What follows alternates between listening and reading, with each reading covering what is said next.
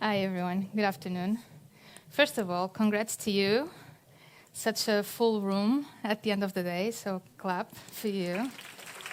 Very good. And before I start talking about personal branding and if you should do it or not, I have one question. I really like that idea from the previous talks.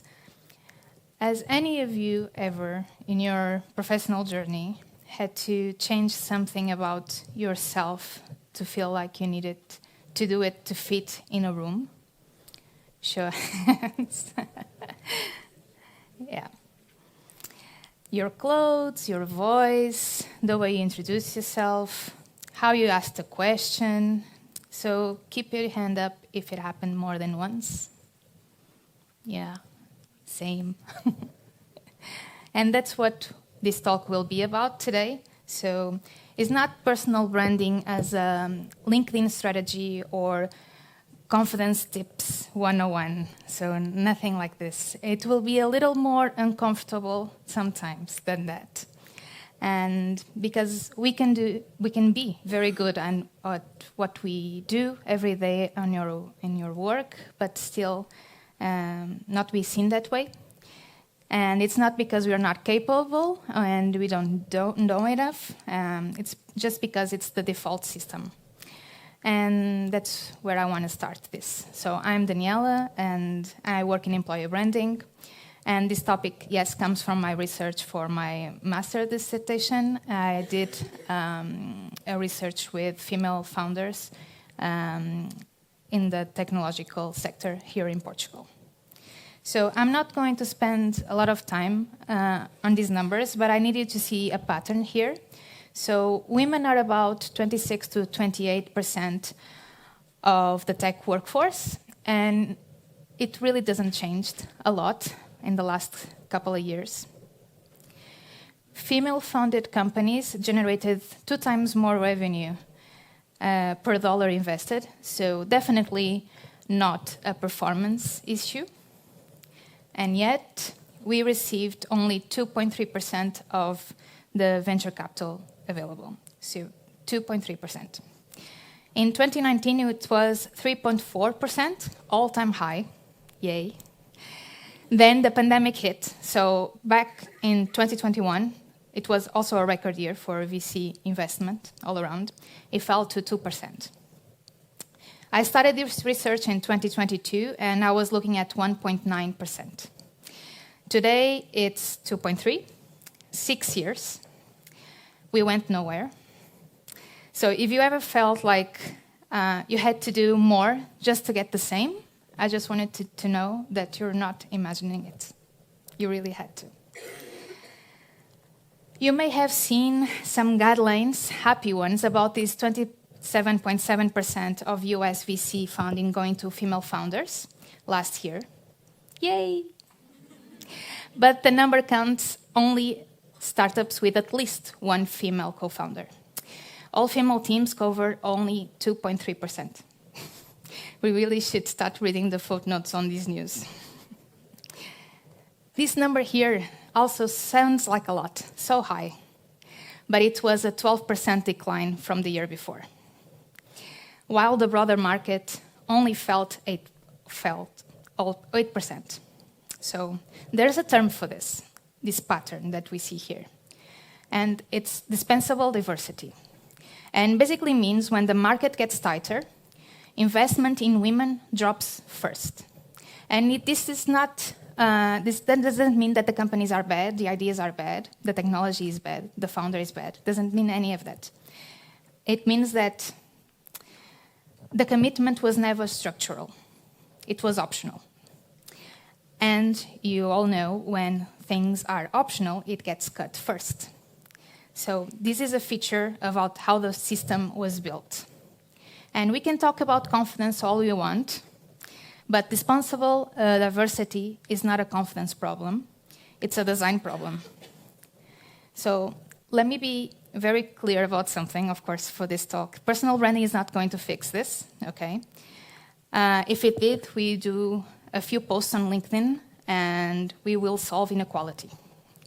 Sadly, it doesn't work like that. So I'm not here to say to post on LinkedIn every single day and that investors will find you and they will treat you fairly and will appreciate you and give you the value you have.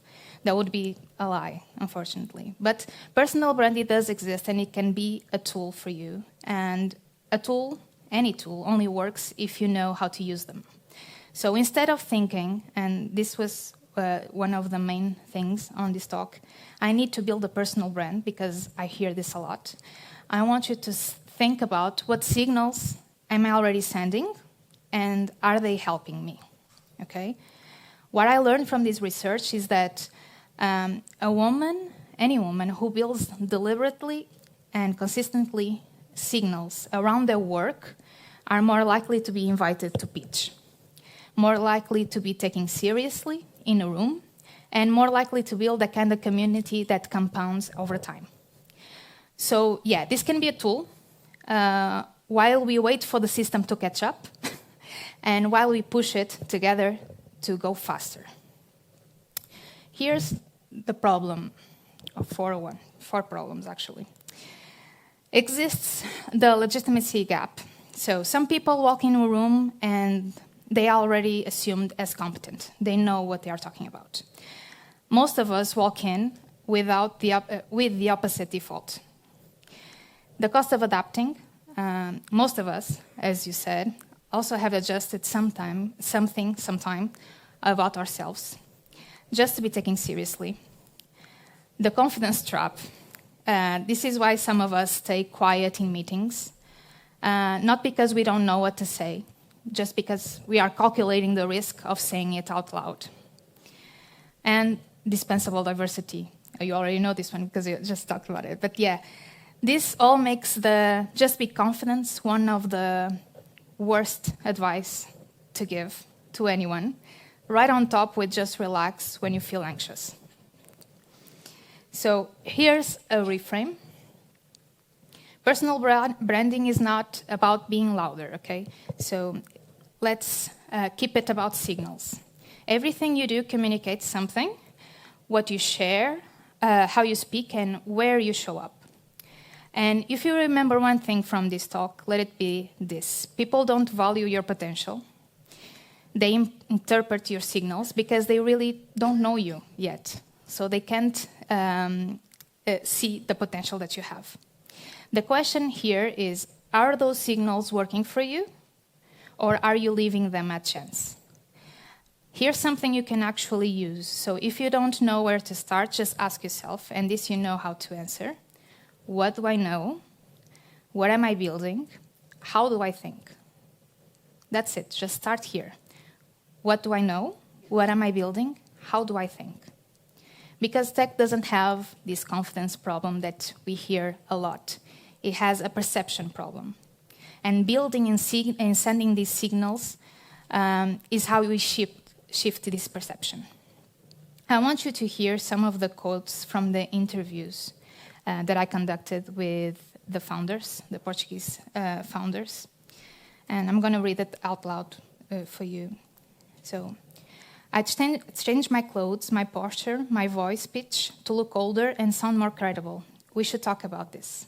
Because silence brings more problems for other women. I had to introduce myself as a professor instead of a CEO, just to be taken seriously in the room. If it was a male founder asking the questions, they would seem curious. If I asked the same questions, I seemed weak. This is regarding VC funds. So I changed how I asked. I started answering the questions while asking. If I don't share it, and this is about the journey and the conference they went, it's almost like I didn't want to do it. I have to share because it can open doors for me. A personal brand leads to a community. If you already have a community, when you launch, you're not starting from zero. And this one is very hard to read, actually. Many times we no longer know if our idea is being valued because we were women, or we are women, or if it's really promising. And this is the problem with all of these programs that are directed to women only. They are great, and they almost are answering this problem, but in reality, they are creating insecurity in the women that get chosen to be a part of it, because they lose. They don't know if they are there because the idea is good, or just because they needed to fill a quota.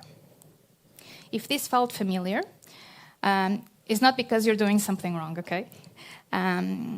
It's because no one actually explained how this works. And most of us internalize this as I'm not good enough, instead of the system sucks. The system is not neutral. So if you're early in your career, please don't take this as a warning or discouraging. It's just a name for something that, unfortunately, you'll likely face. So when it happens, you don't need to internalize it as your own failure, okay? And what I found across every single interview that I conducted is that every founder had changed something about herself to be taken seriously. Every single one of them. And that's not a weakness, okay? That's the tax we pay. And naming it is the first step for us not to paying it alone or anymore, okay? And I want this to be a happy talk because it's the last one and I don't want to be dragging the mood down. So the question becomes, if this is the system, what can we control? What do we control? So we can control how we show our work, okay? So yes, there's personal branding. You can define your values, your strength, your point of view. You can start building this visibility, and you can start the storytelling that leads to legitimacy, of course. And there's a bunch of tools online that you can use, okay? There's canvas that you can just fill in. They are ready for you. They ask the questions, you just need to answer them. It's a bit of a tough job because you have to really look at yourself and put your values down and what you believe and your strengths. But it's incredible work because at the end you literally have a page that tells everyone and yourself who you are and what you do. And then authenticity and differentiation. Sharing the real journey, of course, even the hard parts. Position as an expert in your field, not as a woman in tech, okay? Your voice, your difference is not a liability, okay? It's a signal. One of the founders actually said, there are so few women in these rooms, regarding funding or whatever, the CEOs, that people will remember you because there are so little of us. We can use that. Yes, it sucks, but we can also see this as an opportunity. Regarding community building, and just to say this out loud, I feel, yes, imposter syndrome all the time. We were talking about this outside. Even now, even here, the difference is that last year I decided it won't stop me from doing stuff. So that's why I'm here. Because someone in the room might be needing to hear this and understanding that the problem is not them. This is a systemic problem. And showing up goes hand in hand with a thing that I'm always saying is that representation does matter, yes. And not just for us, but everyone in the room. Everyone that comes after and sees us and says, if she can do that, I can do it too, and I have something to share. So let's make real. So you live here, let's make this real, so you live here with something actually, some homework to do, okay? It's Saturday, you can do it on Monday. So if you're thinking, I don't have anything to share yet, I just wanted to tell you that yes, you do, first of all. What you're learning, what you're figuring it out along the way, and what you're struggling with. So one important note is that you don't become good you don't become visible after you're good. You become visible, and then people will perceive you as good and start seeing you as good, okay? And yes, it might feel a little bit uncomfortable starting to share and be in a room, and that's normal, okay? Growing pains, as my therapists like to call it. But the good and the freeing thing is that most people are not thinking about us as much as we think they are. So then you can control the narrative as well. You don't have to accept how you are introduced in the room.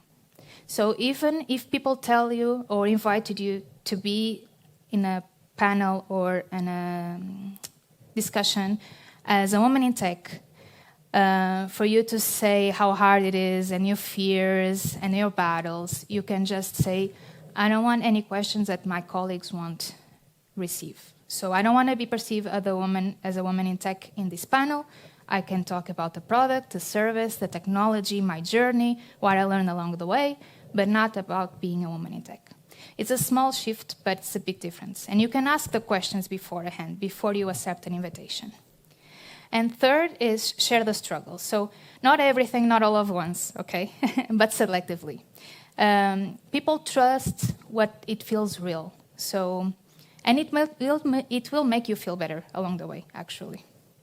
And the last one is building community. So showing up consistently and taking out the pressure of showing up perfectly. Just show up, just be there. And if you want to try something, and this is the homework for the next 30 days or 15 days, whatever you can, once a week, just start sharing something you learned, okay? Engage with someone in your own field, and try to speak in a room where you normally stay quiet. That's it. Big asks, I know.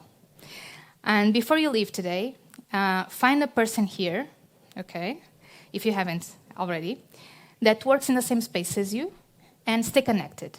So you can even do like an accountability partner, as we do for fitness and gyms and whatever. So make a plan to lift each other up for the course of this homework. It can be a month. Make sure you follow their journey, that you engage, that you comment, that you give them direct feedback, and expect to receive the same. Okay? So why not? What's the worst thing that can happen? We ended up with a big support room here at this room, right? Closing remarks. Basically, you don't need to become someone else to be taken seriously, okay?